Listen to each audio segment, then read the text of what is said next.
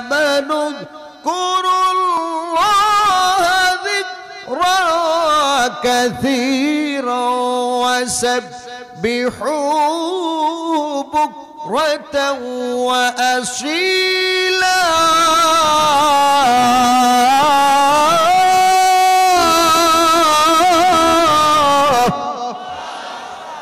আল্লাহ পাক বলেন, হে ঈমানদারগণ, নরনারীগণ, তোমরা মাওলা পাকের জিকির বেশি বেশি করে, আরো যারা বলেন বেশি বেশি করে, সকাল সন্ধ্যা বেশি করো। আচ্ছা, এই জিকির কি আল্লাহ পাক আপনাদের পুরুষদেরকে করতে বলছেন, নাকি নারীদেরও জিকির করা প্রয়োজন আছে? জিকির করা প্রয়োজন আছে। এর জন্য মা বোনদেরকে বলবো, আপনারা ঘুম থেকে উঠে ফজরের নামাজ পড়ে কাজকর্ম শুরু করার আগে আপনারাও ধ্যান খেলের সাথে তাসবিহ নিয়ে সকাল সন্ধ্যা মালিকের জিকির করবেন। সহজে আমল বলি, 100 বার দুরূদ শরীফ, 100 বার ইস্তেগফার, এরপরে সুবহানাল্লাহ, আলহামদুলিল্লাহ, ওয়ালা ইলাহা ইল্লাল্লাহু, আল্লাহু আকবার 300 বার। এটা সকালবেলার সন্ধ্যার সময় এই আমল করবেন। আল্লাহর ফজলে যারা এই আমল জারি রাখবে, তাদের মৃত্যুর সময় অটোমেটিকলি আল্লাহ তাআলা তাদের জবানে কলেমা জারি করে দিবে। জোরে কোন সুবহানাল্লাহ। কলেমা কি হবে? আপনারা একটা জিনিস খেয়াল করছেন, যেই ব্যক্তি সারাদিন রিকশা চালায়, ঘুমের ঘরেও সে দেখে এই রিকশা চালাইতেছে। কথা বলেন ঠিক কি ঠিক না? যেই ব্যক্তি সারাদিন ব্যবসা বাণিজ্য করে, ঘুমের ঘরেও সে দেখে যে ব্যবসা বাণিজ্য করছেন কে? যেই ব্যক্তি ওয়াজ নসিহত করেন, ঘুমের ঘরেও দেখে যে ওয়াজ করতেছেন, ঠিক না? যেই ব্যক্তি নামাজ পড়ায়, ঘুমের ঘরেও দেখতেছে যে এই ইমামতি করতেছি, ঘুমের ঘরে স্বপ্ন দেখে যে আজান দিতেছে, ঠিক কি ঠিক না? ও দোস্ত, ও দোস্ত, ও কলিজার টুকরা বাবাজেরা, খেয়াল করেন, এটার ধারাবাহিকতা চলতে চলতে চলতে চলতে আমার আপনার কাছে যখন আজরাইল আলাইহিস সালাতু ওয়াস সালাম এসে পড়বে, আজরাইল যখন আসবে, তখন তো ওই ব্যক্তি ঘুমের ঘরে থাকলে মানুষ যেমনি ভাবে স্বপ্ন দেখে, আজরাইল আলাইহিস সালাতু ওয়াস সালাম আসলে ওই লোকটা ঘুমের ঘরের মতো আজরাইল সহ ফেরেশতা, জান্নাত, জাহান্নাম গুলো স্বপ্নের মতো সে দেখতে থাকে। স্বপ্নের মতো সে দেখতে থাকে। সে দেখে যে আজরাইল আসছে, তার সাথে 500 রহমতের ফেরেশতারা আসে। লোকটা যদি ঈমানদার হয়, আজরাইল আলাইহিস সালাতু ওয়াস সালাম সুন্দর আকৃতিতে আসেন এবং তার সাথে 500 রহমতের ফেরেশতারা এসে তার সাথে মুসাফাহা করে, তাকে সালাম দেন। সুবহানাল্লাহ, জোরে কান। আপনারা বলতে পারেন, হুজুর এটা কি সম্ভব নাকি যে আজরাইল আসে মুসাফা করে? সম্ভব তো। মুহাম্মদুল্লাহ হাফিজি হুজুর রহমাতুল্লাহি আলাইহি, রহমাতান ওয়াসিআতান, আল্লামা সৈয়দ ফজলুল করিম রহমাতুল্লাহি আলাইহি, রহমাতান ওয়াসিআতান, তিনাদের ইতিহাস জানেন। মুহাম্মদুল্লাহ হাফিজি হুজুর রহমাতুল্লাহি আলাইহি হাসপাতালে সব সময় তো মালিকের জিকির করতেন, কোরআন তেলাওয়াত করতেন, সব সময় জিকির করতেন। এই সমস্ত আকাবিরিন যখন বাথরুমে যাইতেন, তো জিকির করতে করতে জবানটা এমনি ভাবে চালু ছিল যে বাথরুমে গেলেও জবানে জিকির বার হয়ে যাইত। এই জন্য বাথরুমে যে দাঁত দিয়া জিহ্বাটারে জোর করে কামড় দিয়ে ধরে রাখতেন, জিহ্বা কেটে যেত। এমনি ভাবে তারা তেনাদের কলবকে তৈরি করেছিলেন, জবানকে জিকির দিয়ে তৈরি করেছিলেন। মুহাম্মদুল্লাহ হাফেজ হুজুর রহমাতুল্লাহি আলাইহির কথা শোনাইতেছিলাম যে হাসপাতালের ভেতরে উনি আছে, ওনার মৃত্যুর সময় যখন সন্নিকটে হাসপাতালের ভিতরে মুরিদ মুত্তাকিন ছেলে সন্তানরা আছে, উনি বলতেছে সবাই বার হয়ে যাও, সবাই বার হয়ে যাও, দরজা লাগায় দাও। এখন দরজা লাগায় দিবে, তো একজন খাদেম কয়, হুজুর দরজা লাগাইতে বলছেন, একটু খোলা রেখে দেখি কি হয়, কি করেন হুজুর? মুহাম্মদুল্লাহ হাফিজ হুজুর অসুস্থ মানুষ, মৃত্যুর আগ মুহূর্তে উনি আস্তে করে বেড থেকে উঠে বসছে, উঠে বসে শুধু উনি দুইটা হাত বাড়ায় কয় ওয়ালাইকুম আসসালাম, মুসাফা করতেছে,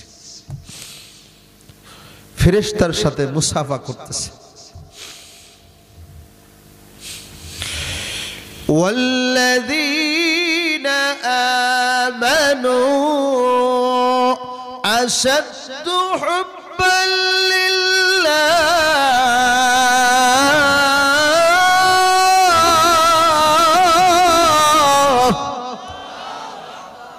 যারা ঈমানদার তাদের ভিতরে আল্লাহ পাকের মহাব্বত ভালোবাসা বেশি। কথা বলে ঠিক কি ঠিক না?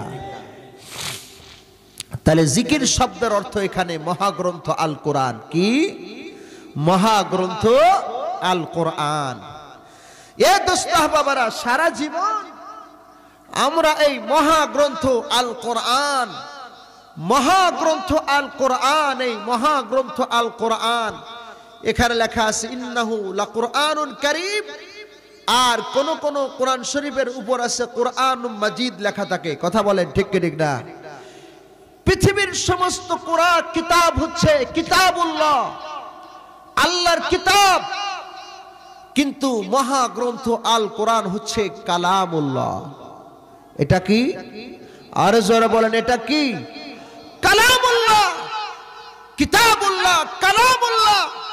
মহাগ্রন্থ আল কোরআনকে দুনিয়ার কোন বইয়ের সাথে তুলনা করা যাবে না। আর একটু জোরে বলেন ঠিক কি ঠিক না?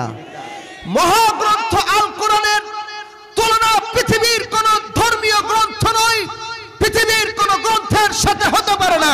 কথা বলে ঠিক কি ঠিক না? বড় পরিতাপের বিষয়, এই ওয়াজের ময়দানে কিছু পণ্ডিত এসেছে যাদের না আছে কোরআনের ইলম, না আছে শরফের ইলম, না আছে নাহবুর ইলম, না আছে বালাগাত ফাসাহাতের ইলম, না আছে তাফসীরের বিদ্যা। এরা হয়তো কয়েকটি কথা বলে কোন একটা কারণে তারা ভাইরাল হয়ে এই ওয়াজের ময়দানে বসে তারা এমন উল্টা পাল্টা শুরু করেছে যে মহাগ্রন্থ আল কোরআনের সাথেও চরম ভাবে বেয়াদবি শুরু করছে। কথা বলেন ঠিক কি ঠিক না? তার ভিতরে একজন পণ্ডিত তাহা মোহাম্মদ আদনান, নাকি আদনান, আবু তাহা মোহাম্মদ আদনান, এটা পণ্ডিত। এই পণ্ডিত না জানে কোরআন, না জানে হাদিস, বাংলা ওয়াজ করে। কিসের ওয়াজ করে? আরে তুই বাংলা ওয়াজ করিস কর। আপনারা তার ভক্ত থাকতে পারেন, কথাটা একটু গুরুত্ব সহকারে বুঝতে হবে। আমার কথা ভুল হলে আপনারা পরে ধরবেন। আমি কি মহাগ্রন্থ আল কোরআনটা বাম হাতে নিয়ে নাচাইতে পারি এভাবে, আর বলতে পারি যে এটা এটা কি, এটা বই, এটা বই। আপনাদের সন্তানরা বই পড়ে এইভাবে, আপনাদের সন্তানরা যে বই পড়ছে, এই বই মুখস্থ করছে, মুখস্থ করে লাভ কি? নাউজুবিল্লাহ, জোরে কোন। আপনার এখানে যারা আছেন অনেকে কোরআনে কারীম তেলাওয়াত করতে পারেন, কিন্তু কোরআনে কারীমের অর্থ বুঝেন? তো এই সমস্ত মেসেজ দেওয়ার অর্থ কি? এই বই, নাউজুবিল্লাহ, জোরে কোন। এই বই সম্বোধন করেছে, এই বই। আপনাদের বাচ্চারা এই বই পড়ে, বই বুঝে না, লাভ কি? নাউজুবিল্লাহ, জোরে কোন। লাভ নাই মানে কিচ্ছু বুঝা লাগবে না। যেই ব্যক্তি কোরআনে কারীমের একটা হরফ বিনা ওযুতে পড়বে, সাথে সাথেই তার আমলনামার ভিতরে 10টা নেকি লেখা হবে। আর যেই ব্যক্তি ওযু সহকারে পবিত্র কোরআনের এই গ্রন্থের একটি হরফ পড়বে, আল্লাহ পাক তার আমলনামায় 25 নেকি দান করবে। নামাজের ভিতর যে ব্যক্তি বৈশা বৈশা কোরআনে কারীমের একটা হরফ পড়বে, 50 নেকি আল্লাহ পাক তাকে দান করবে। নামাজের ভিতরে দাঁড়িয়ে দাঁড়িয়ে যে মহাগ্রন্থ আল কোরআনের, মহাগ্রন্থ আল কোরআনের একটি হরফ পাঠ করবে, আল্লাহ পাক 100 নেকি তার আমলনামায় দান করবে। জোরে কোন সুবহানাল্লাহ। আর এই সমস্ত অশিক্ষিত পণ্ডিতগুলা যাদের কোরআনের তাফসীর করার বিন্দুমাত্র যোগ্যতা নেই, বুখারী শরীফ সহ কোরআন হাদিসের একটা আরবি ইবারতের সুন্দর তরজমা করার যোগ্যতা নেই, কয়েকটা বাংলা কিতাব দেখে দেখে বাংলা হাদিস মুখস্থ করে যারা পণ্ডিত সেজেছে, এই সমস্ত পণ্ডিতকে সমাজ থেকে বয়কট না করলে আমাদের যুব সমাজ, ইসলামী ভাবাপন্ন যারা, তারা গুমরা হয়ে যাবে। কথা বলেন ঠিক ঠিক না? ওরা গুমরা হয়ে যাবে। কারণ এদের মিষ্টি মিষ্টি কথা শুনে শুনে যুবকগুলো তাদের দিকে ধাবিত হয়ে তাদের এই সমস্ত প্রপাগান্ডা, এরকম ভাবে ইসলামের ভিতরে যেই কথাগুলো নাই, মুসলমানদের সাথে যেই কথাগুলো সামঞ্জস্যপূর্ণ নাই, এ সমস্ত বক্তব্য দিয়ে সমাজের ভিতর বিশৃঙ্খলা সৃষ্টি করবে। কথা বলেন ঠিক কি ঠিক না? ইতিমধ্যেই আপনারা ফেসবুক ইউটিউবে দেখছেন তার ব্যাপারে সমালোচনার ঝড় চলছে। কথা বলেন ঠিক কি ঠিক না? এ সমস্ত পণ্ডিতদেরকে দাওয়াত দিবেন না কখনো। আমি আগেই বলেছি আমাদের বক্তাদেরকে দাওয়াত দেওয়ার দরকার নাই। দাওয়াত দিবেন যারা শাইখুল হাদিস, যারা মুহাদ্দিস, যারা কোরআন হাদিসের গভীর সার নির্দেশ তাদের ভিতর আছে, তাদেরকে দাওয়াত দিবেন। আরে কথা বলেন ঠিক কি ঠিক না? আজকে বড় বড় শাইখুল হাদিস, বড় বড় মুহাদ্দিস, বড় বড় ফকিহ, বড় বড় মুফতির মূল্যায়ন বাংলার জমিনে কম। কথা বলে ঠিক কি ঠিক না? বড় বড় শাইখুল হাদিসের মূল্য আজকে আপনাদের কাছে নাই, কিন্তু একজন সুন্দর করে কণ্ঠ দিয়ে বলতে পারে কণ্ঠ তো আল্লাহর দান। কথা বলে ঠিক কি ঠিক না? এটাকে অস্বীকার করা যাবে না। তাদেরকে আপনারা দাওয়াত দিয়ে মাথায় উঠান, আর শাইখুল হাদিসের নামটা আপনি দেন সবার নিচেই। আর যে বুখারী শরীফের একটা হাদিসের তরজমা পড়াইতে পারে না, তার নামটা আপনারা বড় করে হেডিং এ দেন। লজ্জা করেন আপনাদের? শাইখুল হাদিসের নামটা দিবেন বড় করে, এরপর বক্তা সাহেবের নামটা দিবেন। বুঝেন নাই কথা? আলেমের কদর করেন। আলেম যদি এই দেশে না থাকে দিন মিটে যাবে। কথা বলেন ঠিক কি ঠিক না? ইসলাম মিটে যাবে। আলেম ওলামা যতদিন এই বাংলার জমিনে থাকবে ততদিন ইসলাম থাকবে।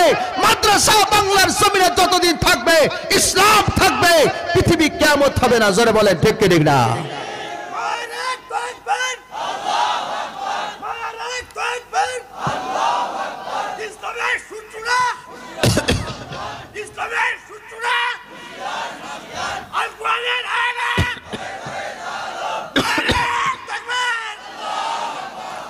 বিষয়টা বুঝতে পেরেছেন? আপনারা মনে করতে পারেন হুজুর আপনি আলেম দেখে আলেমের পক্ষে বললেন না, বিষয়টা এমন না। বলতে পারেন হুজুর তাবলিগ জামাতের মাধ্যমে তো দিনের অনেক কাজ হচ্ছে, তাদের মাধ্যমে দিন টিকে থাকবে। চরমোনাওয়ালাদের মাধ্যমে তো দিনের অনেক কাজ হচ্ছে, তাদের মাঝে দিন টিকে থাকবে। বিষয়টি ভুল। কথা বলেন ঠিক কি ঠিক না? একজন বিয়াই বাড়িতে গেছেন দাওয়াত খাবার জন্য, দাওয়াত খাওয়াইছে সুন্দর করে, মুরগির গোশত দিয়ে খানা খাওয়াইছে। এখন খানা টানা খাওয়া শেষ, বিয়াই সাহেব জিজ্ঞাসা করে, বিয়াই সাহেব তরকারিও মজা হয়েছে, গোশত মজা হয়েছে, আলু মজা হয়েছে, ঝোল আরো মজা হয়েছে। বিয়াই সাহেব মুরগিটা মরকটা কত দিয়ে কিনছিলেন? কয় 500 টাকা। কি দরকার ছিল মরক কিনার? আরে আলুতে যে মজা, ঝোলে যে মজা, খুদাহুদি আপনি এই 500 টাকায় লস করছেন। কয় বিয়াই সাহেব এই আলুর ভিতরের মজা আনছে গোশতে। কথা কান ঠিক কি ঠিক না? এই জোলের ভিতরে মজা আনছে কিসে? গোশতে। সুতরাং এই চরমোনার ভিতরে এত রুহানিয়াত আর মজা, এর পিছনে হলো আল্লাহু আকবার মাওলানা ইসহাক, সৈয়দ ইসহাক রহমতুল্লাহ আলাইহি। এর ভিতরে এত মজা, এর মজা আনছে আলেম রশিদ আহমদ গঙ্গোহী রহমতুল্লাহ আলাইহি। কথা বলেন ঠিক কি ঠিক না?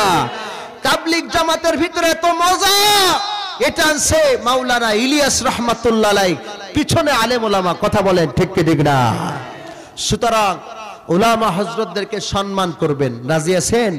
আপনার মসজিদের ইমামকে সম্মান করবেন, আপনার এলাকার মাদ্রাসার আসাতাজে ইকরামদেরকে সম্মান করবেন, সালাম দিবেন, তাদের সাথে আদবের সাথে কথা বলবেন। দেখবেন এই উসিলা করে আল্লাহ তাআলা আপনার দুনিয়া আখিরাতের কামিয়াবি দান করবেন। সুবহানাল্লাহ। জোরে কোন। আপনাদের কি কষ্ট হচ্ছে? ভাইয়ের আমার, দোস্ত আহবাব, একটু আস্তে আস্তে করে সামনে আগাচ্ছে। এখন সারা জীবন আমরা মহাগ্রন্থ আল কোরআন শুনি, কিন্তু কোরআনের মর্ম হাকিকত আমরা অনেকেই জানি না। কোরআন কাকে বলা হয়? কোরআন শব্দের দুইটি তরজমা আছে। একটি বলবো শাব্দিক অর্থ হলো করা ইয়াকরাউ কোরআনুন, কোরআন শব্দের অর্থ হলো পড়া। কোরআন শব্দের অর্থ হলো, আরো জোরে বলেন, কোরআন শব্দের অর্থ হলো পড়া। পৃথিবীর ভিতরে যত ধর্মীয় গ্রন্থ আছে সব থেকে বেশি পড়া হয় এই মহাগ্রন্থ আল কোরআন। কথা বলেন ঠিক কি ঠিক না? আমি সারা বাংলাদেশ বাদ দিলাম, আমি আপনাদের শুধু এই জায়গার নাম কি জানি, হ্যাঁ, আরে বিটুলতলা, আর এই ইসের নাম হলো কুষ্টিয়া ভেড়ামারা। কুষ্টিয়া কি? দৌলতপুর নাকি? দৌলতপুর নাকি দৌলতপুর থানা, আমি দৌলতপুর থানা দিয়ে উদাহরণ দিই। খোঁজ নিয়ে দেখেন, হিসাব করে দেখেন, দৌলতপুর থানার ভিতরে এমন একটা সেকেন্ড যায় না যেই সময় মহাগ্রন্থ আল কোরআন তেলাওয়াত করা হয় না। সারা বাংলাদেশ বাদ দিলাম, আপনাদের দৌলতপুরে খোঁজ নিয়ে দেখেন 24 ঘন্টা মহাগ্রন্থ আল কোরআন তেলাওয়াত হচ্ছে। আপনারা বলতে পারেন কিভাবে হুজুর আপনি বুঝলেন? আমাদের দৌলতপুরের সম্পর্ক তো আপনার ধারণা নাই। কিভাবে? এই যে মাদ্রাসার ছাত্ররা তারা 3টার সময় ওঠে, ঠিক না? 3টার থেকে হিসাব শুরু করি, 3টার সময় উঠে তারা তাহাজ্জুদে কোরআন তেলাওয়াত করে কি করে না? এরপরে তারা ফজর পর্যন্ত কোরআন তেলাওয়াত করে, কোরআন সবিনা শোনায়, ফজরের পর আবার শোনায়, তারা 8টা-9টা পর্যন্ত পড়ে এরপরে ঘুমায় যায়। এরপরে জামাত বিভাগের ছাত্ররা কই কোন জামাতে কোরআনের ক্লাস হচ্ছে, কোন জায়গায় জামাতে হাদিসের ক্লাস চলছে, কথা বলেন। এটা চলতে চলতে জোহর পর্যন্ত যায়। জোহরের পরে মক্তবের ছেলেরা কোরআন শরীফ পড়ে, কথা বলে ঠিক না? আসরের পরে বয়স করা কোরআনে কারীম তেলাওয়াত করে, অনেকে দোকানের ভিতর কোরআন তেলাওয়াত করে, আছে কিনা? এরপরে নামাজের ভিতর 5 ওয়াক্ত নামাজের ভিতর তো কোরআন তেলাওয়াত হচ্ছেই, ঠিক কি ঠিক না? এরপরে যখন রাতের বেলা হয় অনেকেই দোকানদারি করে, দোকানে পাহারা দেয়, রাতের বেলায় কোরআন তেলাওয়াত করে, কথা বলে ঠিক না? আবার অনেক আল্লাহর বান্দা আছে দিনের বেলায় ঘুমায়, দিনের বেলায় যত সামান্য ঘুমায়, যেই রাত্র হয় সবাই ঘুমায় পড়ে, এই আল্লাহর বান্দা নিরিবিলি লাইটটা জ্বালায় মহাগ্রন্থ আল কোরআন তেলাওয়াত করে। আপনি জানেন না কোরআন তেলাওয়াত করে। আবার অনেক আল্লাহর বান্দা জাকিরিন শাকিরিন আছে, এই লোকগুলা রাত 12টা হলে আর বিছানায় থাকতে পারে না, ওরা ঘুম থেকে উঠে তাহাজ্জুদের নামাজ পড়ে কোরআন তেলাওয়াত করে, কথা বলেন ঠিক ঠিক না? এইভাবে চলতে চলতে রাত 2টা-3টা পর্যন্ত তেলাওয়াত করে। আবার অনেক মাদ্রাসার ছেলেরা ইশার নামাজ পড়ে সবাই ঘুমায় যায়, ওরা কোরআনে কারীম ইয়াদ করার জন্য, মুখস্থ করার জন্য ওরা আর ঘুমায় না, ওরা রাত ভর আল্লাহর কোরআন তেলাওয়াত করতে থাকে। জোরে বলেন সুবহানাল্লাহ। তাহলে কোরআনকে কোরআন এজন্য বলা হয় যে মহাগ্রন্থ আল কোরআন পৃথিবীর ভিতর সব থেকে বেশি পড়া হয়, কথা বলেন ঠিক না? এটা হলো কোরআনের শাব্দিক অর্থ, শাব্দিক অর্থ। আর কোরআনের পারিভাষিক অর্থ কি? ফাল কোরআনু হুয়া কিতাবুল্লাহ, ফাল কোরআনু হুয়া কিতাবুল্লাহ আল মুনাজ্জালু আলার রাসূল সাল্লাল্লাহু আলাইহি ওয়াসাল্লাম বিওয়াসিতাতি জিবরাইল নাকলান মুতাওয়াতিরান বিলা শুবহাতিন। মহাগ্রন্থ আল কোরআনের পারিভাষিক অর্থ কি হলো? মহাগ্রন্থ আল কোরআন হুয়া কিতাবুল্লাহ, সেটি একটি আল্লাহ পাকের কিতাব। কার কিতাব? আর যারা বলেন কার কিতাব? এই মহাগ্রন্থ আল কোরআন যদি আল্লাহ পাকের কিতাব বলায় তাহলে কথা থেকে যায়, তাহলে তাওরাত জবুর ইনজিল কার কিতাব? আরে কথা কন। এই জন্য বলছে আল মুনাজ্জালু আলার রাসূল সাল্লাল্লাহু আলাইহি সাল্লাম, যেটি বিশ্ব নবীর উপর নাজিল হয়েছে। কার উপরে? যারা বিশ্ব নবীর উপর নাজিল হয়েছে। নাজিল হয়েছে তো বিশ্ব নবীর কাছে অনেক কিছুই, যেমন নবুয়ত প্রাপ্তির প্রথম 6 মাস নবীজির কাছে ঘুমের ঘরে স্বপ্নের মাঝে ওহী নাজিল হইতো। কি উলামা ইকরাম জানেন না? নবুয়ত প্রাপ্তির প্রথম 6 মাস নবীজির কাছে ওহী নাজিল হতো, স্বপ্নের মাঝে ঘুমের ঘরে নাজিল হতো। তাহলে কি সেটাকে কোরআন বলা হবে? নো। এই জন্য বলা হয়েছে বিওয়াসিতাতি জিবরাইল, জিবরাইল আলাইহিস সালাতু ওয়াস সালামের মাধ্যমে যেটা নাজিল হয়েছে। সুবহানাল্লাহ, জোরে বলেন।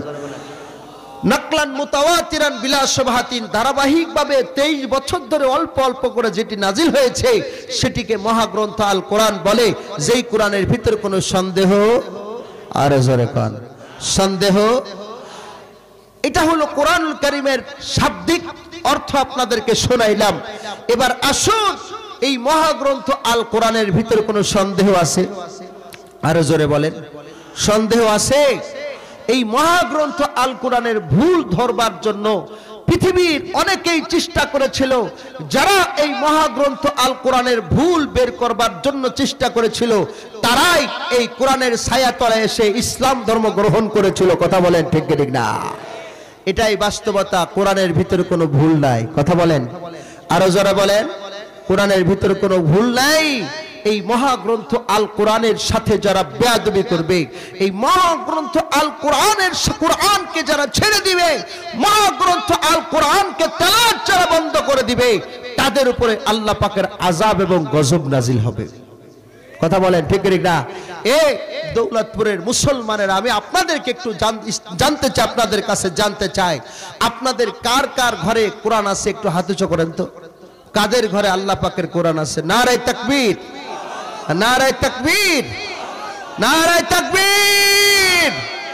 আমাদের সবার ঘরে কি আছে? মহাগ্রন্থ আল কোরআন আছে। এই জন্য খুশি না বেজার? আলহামদুলিল্লাহ বলেন, আলহামদুলিল্লাহ বলেন। এবার হাত নামান। আচ্ছা, আজকে সকালবেলা কোরআন শরীফ পড়ছেন কে কে? হাত উঁচু করেন।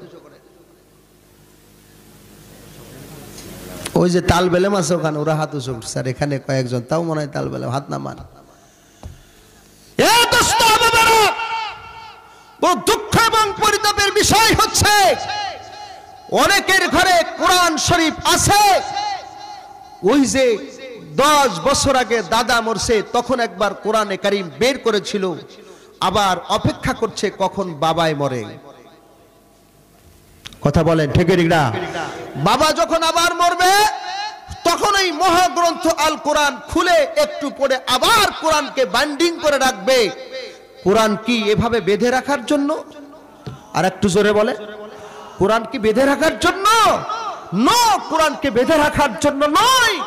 কোরআনে কারীম ঘরের ভিতর থাকবে তেলাওয়াত করার জন্য। কথা বলেন ঠিক না?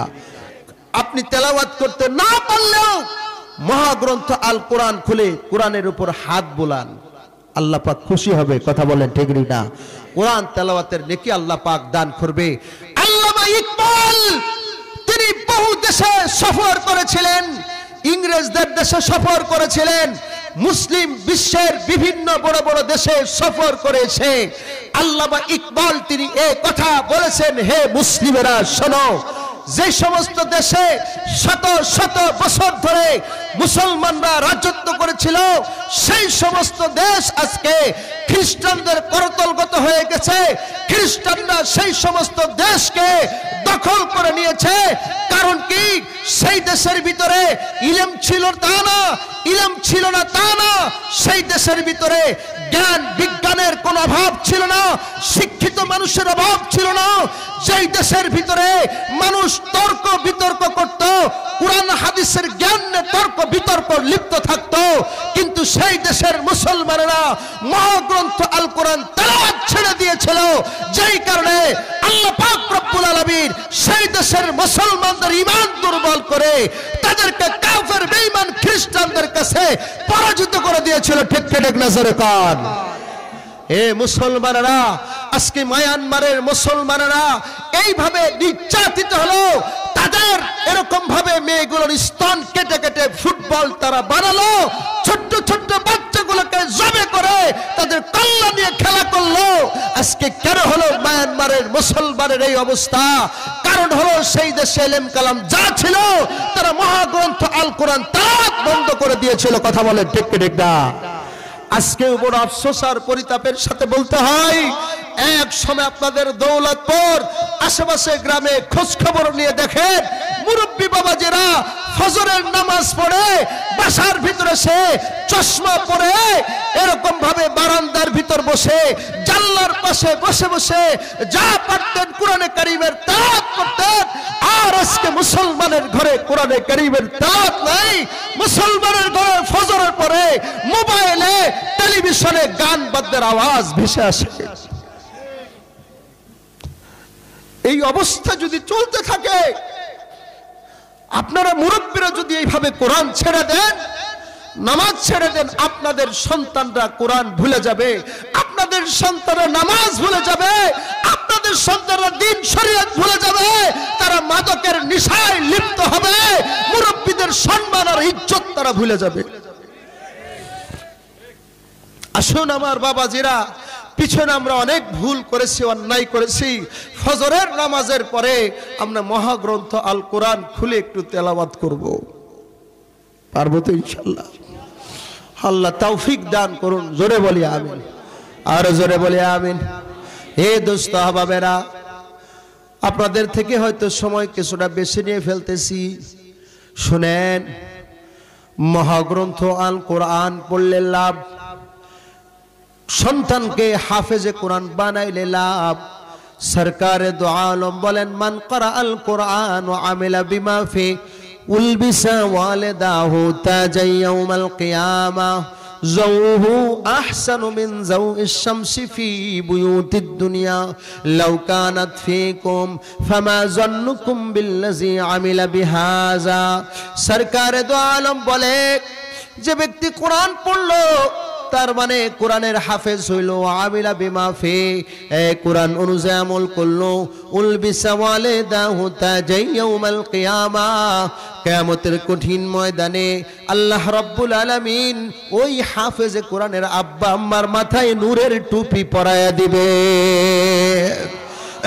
আপনার মাথায় নূরের টুপি পরায়া দিবে। এ ভাই, ও মা, আপনার মাথায় আল্লাহ পাক নূরের মুকুট পরায়া দিবে। নূরের মুকুটের পাওয়ার কেমন হবে? সরকারে দো আলম বলেন, যাওহু আহসানু মিন যাওইশ শামসি ফি বুয়ুতিদ দুনিয়া। দুনিয়ার কারো ঘরে যদি আসমানের সূর্যটা প্রবেশ করলে যেমনি ভাবে আলোকিত হবে, পুরা কিয়ামতের ময়দান সূর্যের ওই মুকুটের আলোকে পুরা কিয়ামতের ময়দান আলোকিত হয়ে যাবে। আর একটু জোরে বলেন সুবহানাল্লাহ। ফামা জন্নুকুম বিল্লাযী আমিলা বিহাযা। সুতরাং তোমাদের ধারণা কি, যে ব্যক্তি নিজে মহাগ্রন্থ আল কোরআন পড়েছে তার সম্মান কত, তার ইজ্জত কত? এরে ভাই, এরে বাবা, আপনি যদি আপনার সন্তানটাকে হাফেজে কোরআন বানান, আপনি যদি আপনার সন্তানটাকে আলেম বানান, আরে দুনিয়াতে লাভ, আখিরাতে লাভ। কিতাবের ভিতরে ঘটনা আসছে, একজন কাজী ইন্তেকাল করছে, কাজীর গুনাহের কারণে জাহান্নামের আসামি। ওই যে কাজীর ছোট্ট একটা বাচ্চা ছিল, এই বাচ্চাটা যখন বড় হয়েছে, বাচ্চাটা বড় হয়ে বাচ্চাটাকে যখন মাদ্রাসায় পাঠিয়েছে, মাদ্রাসার উস্তাদ বাচ্চাটাকে প্রথম সবক দিয়েছে বিসমিল্লাহির রহমানির রহিম। যেই মাত্র বাচ্চাটা পড়েছে বিসমিল্লাহির রহমানির রহিম বলার সাথে সাথেই আহকামুল হাকিমিন আল্লাহ আযাবের ফেরেশতাকে ডেকে ডেকে বলে, আযাবের ফেরেশতা খবরদার, ওই যে ছোট্ট বাচ্চা কাজীর ছেলেটি পড়ে নিয়েছে বিসমিল্লাহির রহমানির রহিম, আমি আল্লাহ রহমান এবং রহিম শব্দ যখন বলে ফেলেছে, খবরদার খবরদার, ওই কাজীর আর আযাব দেওয়া যাবে না, কাজীকার শাস্তি দেওয়া যাবে না। কারণ সন্তানটি আমি আল্লাহকে বলেছে রহমান আর রহিম।